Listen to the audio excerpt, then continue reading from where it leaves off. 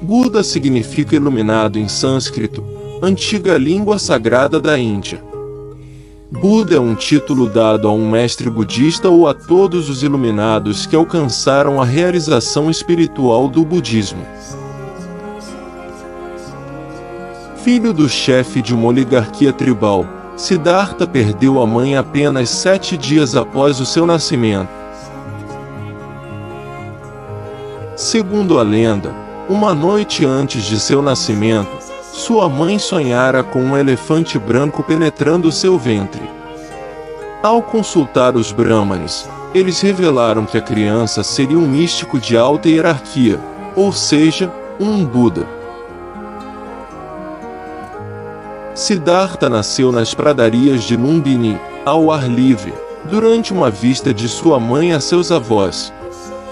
Assim que ele foi batizado, os brahmanes confirmaram que ele era um Buda e deveria ficar no palácio de seu pai para reinar sobre o mundo. Dessa maneira, Siddhartha foi educado para ser um grande guerreiro e líder político, no luxo do palácio.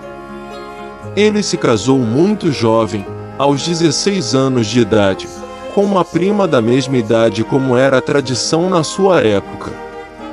Siddhartha foi criado num ambiente luxuoso palácio e cercado de conforto material.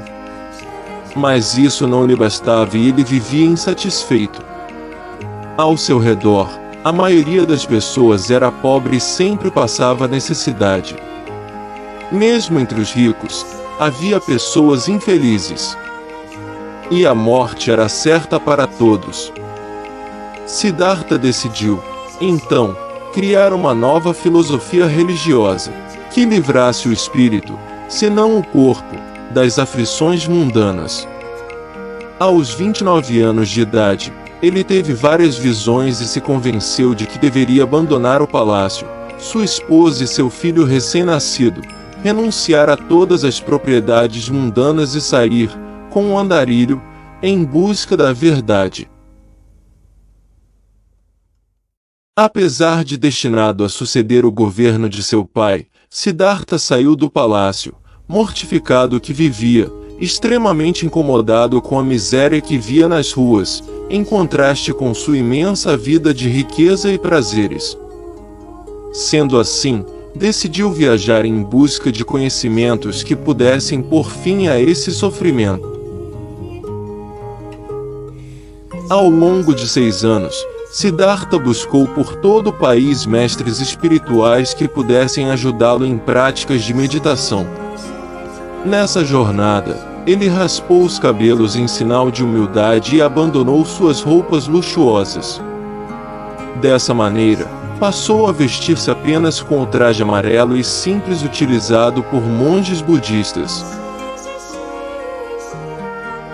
A princípio, sua jornada fora acompanhada de outros 5 ascetas. Entretanto, incomodado com o jejum, que ele dizia não ensinar nada, voltou a comer e desiludiu-se com o sistema. Por causa disso, foi abandonado pelos monges e passou os 6 anos praticamente na solidão. As visões que mais o impressionou foi a de velho doente e em seguida a cremação do corpo de um recém-falecido. Essas visões tiveram um profundo impacto sobre ele, que não conseguiu mais parar de pensar sobre a doença e a morte, mesmo vivendo no mais absoluto conforto.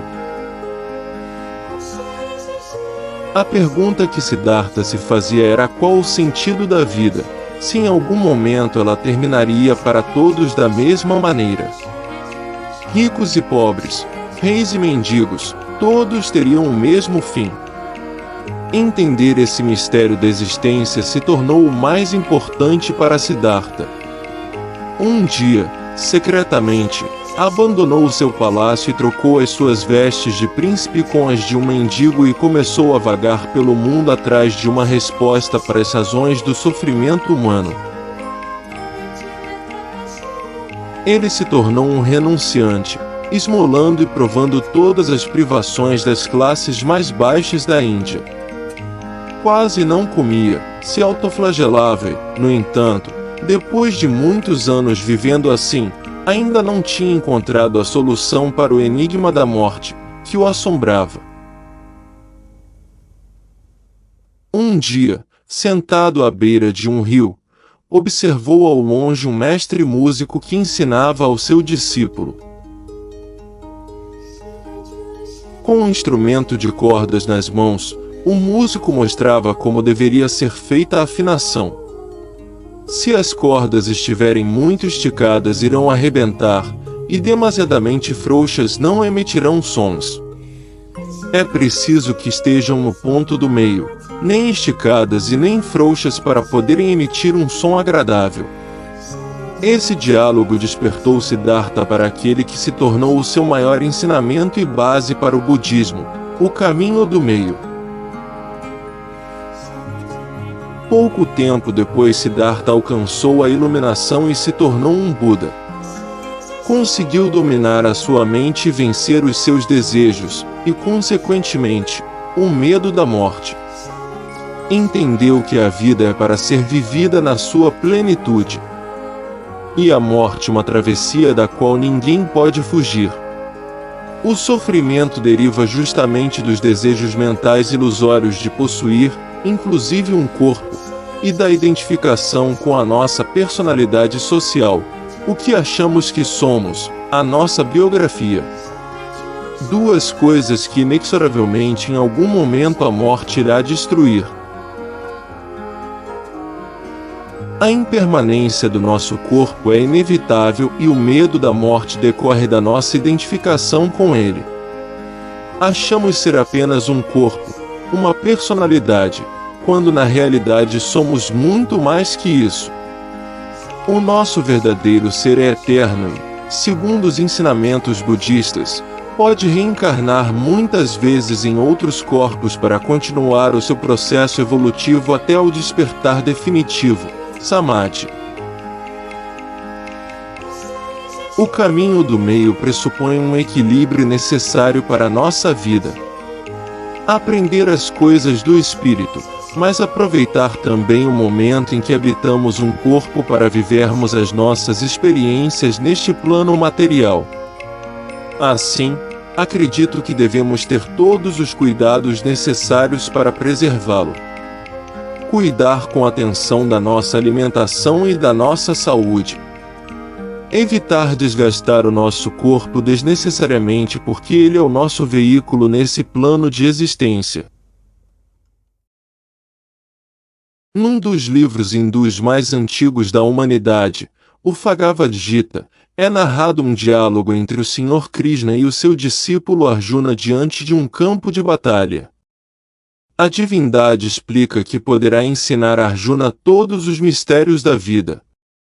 Mas ainda assim um fato permanecerá imutável, da mesma maneira que uma roupa velha precisa ser trocada, o nosso corpo também em algum momento será descartado. Então a morte sempre estará ali nos espreitando. Agora, é uma decisão nossa ficar olhando nos seus olhos, imobilizados pelo medo, ou tentar entender as razões da sua existência para seguir em frente, abandonando as dores do passado e as apreensões em relação ao futuro. O caminho do meio é viver um dia de cada vez, se estabelecendo sempre no presente, abandonando o passado e futuro. Tendo consciência da nossa respiração, que renova constantemente a vida do nosso corpo e, ao mesmo tempo, nos conecta à eternidade, que é de onde viemos e para onde voltaremos um dia. Buda não queria ser conhecido como um Deus, para ele não existia intermediários entre um ser superior e as pessoas. Para o mestre, o importante era buscar a pureza da mente, e compreender corretamente o mundo, para alcançar a salvação. A verdade que Siddhartha tanto perseguia, lhe apareceu numa noite de maio, por volta de 528 a.C., quando, sentado sob uma árvore, ele recebeu o que os budistas chamam pelo nome de iluminação. Siddhartha compreendeu que os sofrimentos poderiam ser derrotados.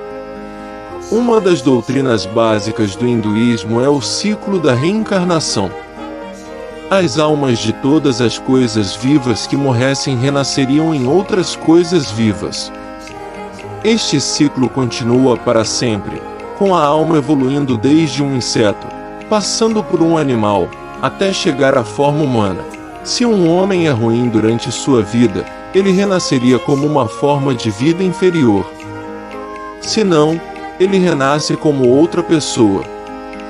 Este ciclo de reencarnação é infinito, mas Siddhartha concluiu que, ao seguir o caminho correto, Dharma, da meditação e devoção, a alma poderia chegar ao Nirvana, um estado final não diferente do conceito judaico-cristão de paraíso. Buda também pregava a ideia da lei cósmica do karma. Segundo ela, o comportamento de um ser durante uma reencarnação tem influência direta nas encarnações seguintes, com recompensas ou castigos equivalentes. Além disso, existem 4 nobres verdades pregadas por Buda. A verdade do sofrimento determina que é impossível escapar do sofrimento. A da causa do sofrimento diz que a origem do sofrer está na mente e nos apegos que desenvolvemos. A da extinção do sofrimento diz que ele pode ser extinto por meio da elevação do desapego e da consciência. E a verdade do caminho de 8 aspectos que oferece as respostas para o equilíbrio.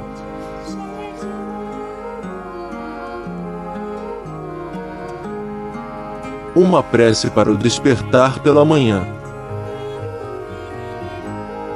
Pelo venerável Mestre Sim.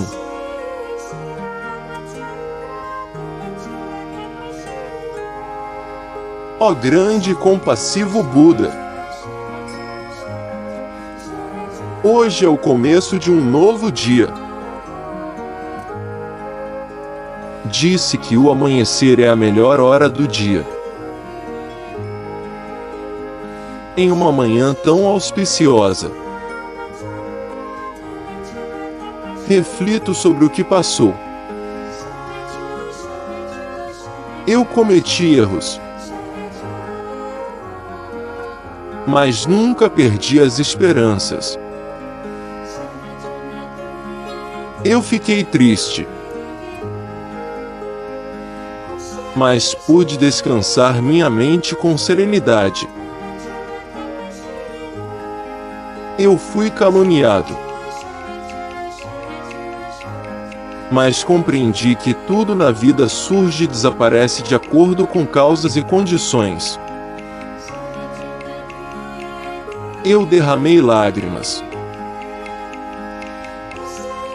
mas acreditei que amanhã será um dia melhor. Hoje, sob as bênçãos e proteção de tua luz de compaixão, ó Buda, rezo a ti para que me dês coragem para encarar todos os desafios de hoje. Rezo a ti para que me dês paciência para aceitar todas as derrotas de hoje. Rezo a ti para que me dês força para suportar todo o trabalho de hoje. Rezo a ti para que me concedas sabedoria para que possa ser grato a todas as causas e condições de hoje. Por favor, ajuda-me a revelar minha sabedoria. Por favor, ajuda-me a abrir minha mente. Que eu esteja apto a apreciar as maravilhas do céu e da terra. Que eu esteja apto a agradecer ao calor da humanidade. Que eu esteja apto a obter a ajuda dos amigos. Que eu esteja apto a compreender o refinado tesouro do Dharma. Ajuda-me a ter um coração grandioso. Que todo dia eu possa doar, com alegria. Que todo dia eu possa, com boa vontade, criar vínculos com os outros. Que todo dia eu possa praticar o amor, a compaixão, o regozijo e a equanimidade. Que todo dia eu possa tratar as pessoas com tolerância e generosidade. Ajuda-me a ser um guerreiro. Que eu possa purificar meus pensamentos. Que eu possa contribuir com os demais, frequentemente. Que eu possa me abster do mal. Que eu possa apenas fazer o bem. Ó grande e compassivo Buda, por favor, abençoa-me. Que eu possa ter sabedoria espiritual e a mente de Buda. Que eu possa ter sabedoria prajna e compaixão e liberar os seres do sofrimento. Reconheço tua presença em minha mente. Compreendo que vim ao mundo dos humanos para ser feliz. Entendo que faço parte da sociedade para contribuir. Sei que estou cultivando o caminho da iluminação para ajudar os demais. Faço votos, a partir deste momento, de beneficiar todos os seres sencientes e despertar a mim e aos outros todos os dias. Faço votos, a partir de hoje, de trazer benefícios e felicidade para a nação e para as pessoas, e trazer libertação a mim e aos outros, em todos os momentos. Por favor, aceita minha prece sincera da manhã. Ó grande e compassivo Buda, por favor, aceita minha prece sincera da manhã. Neste mundo, existem pessoas que precisam de tua luz para que virem a página de seus problemas. Existem pessoas que precisam de tua luz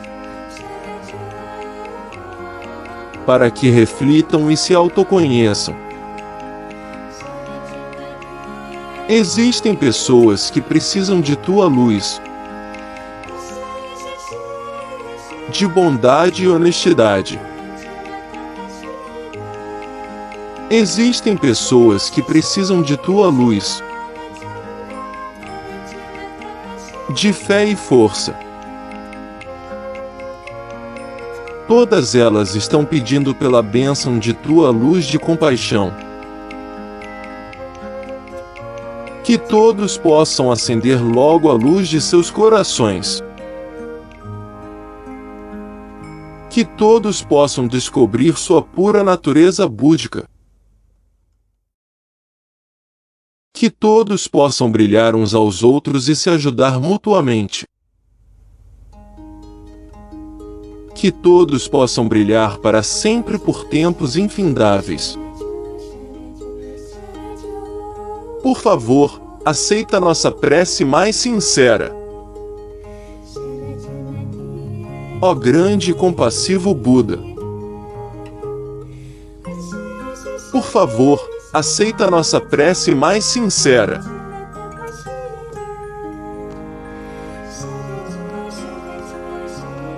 Queridos e queridas, mais um vídeo para vocês, feito com carinho e com a intenção de trazer paz e conforto aos nossos espíritos.